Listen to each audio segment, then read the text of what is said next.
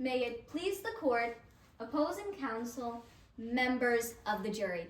My name is Amishi Amit, and I, along with my co-counsel, represent the defendant, Connie McLeod, in tonight's proceedings. Reasonable doubt is not just a legal concept. Tonight, it takes the form of an actual person, Robin Locksley. We urge you to listen closely for this name. But before I go any further, allow me to explain simply what happened. On the night of October 30th, 2024, someone broke into Ruffed Grouse High School. They smashed through concrete flooring in a basement room and uncovered a time capsule that was buried there in 1905. That's the extent of it. Now, there is no record of what was ever placed in this time capsule.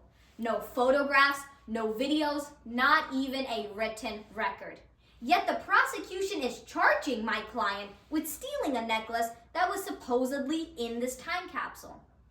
However, we know that this isn't true because the necklace in question had been a gift from my client's grandmother to her. Nothing more. So why are we here today? Well, based on the suggestion of a person named Robin Locksley. There's that name again. The police searched my client's dorm room and found the very necklace that my client's grandmother had given to her.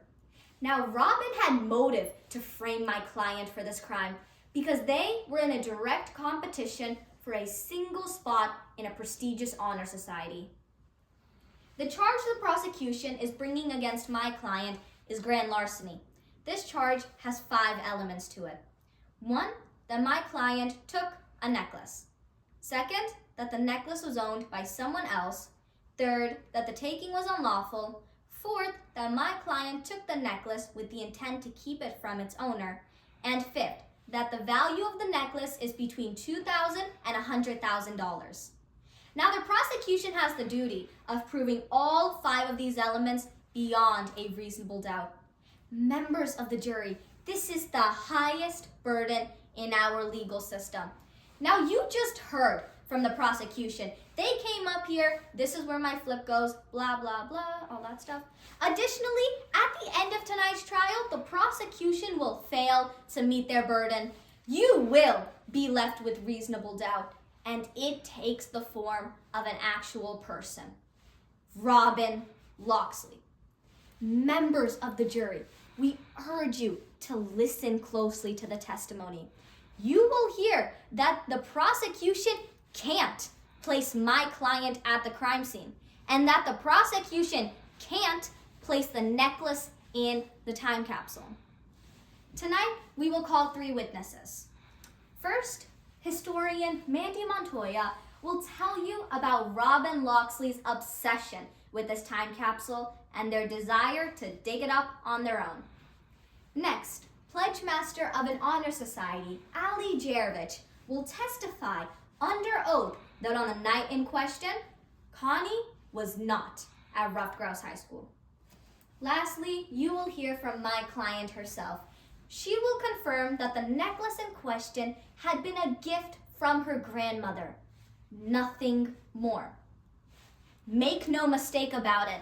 My client is innocent of the charges being brought against her.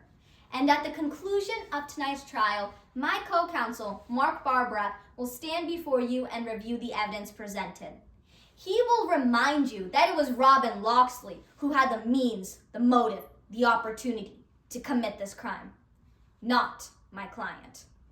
He will then respectfully ask that you return a verdict in favor of the defense, finding Miss Connie McLeod not guilty of grand larceny. Thank you.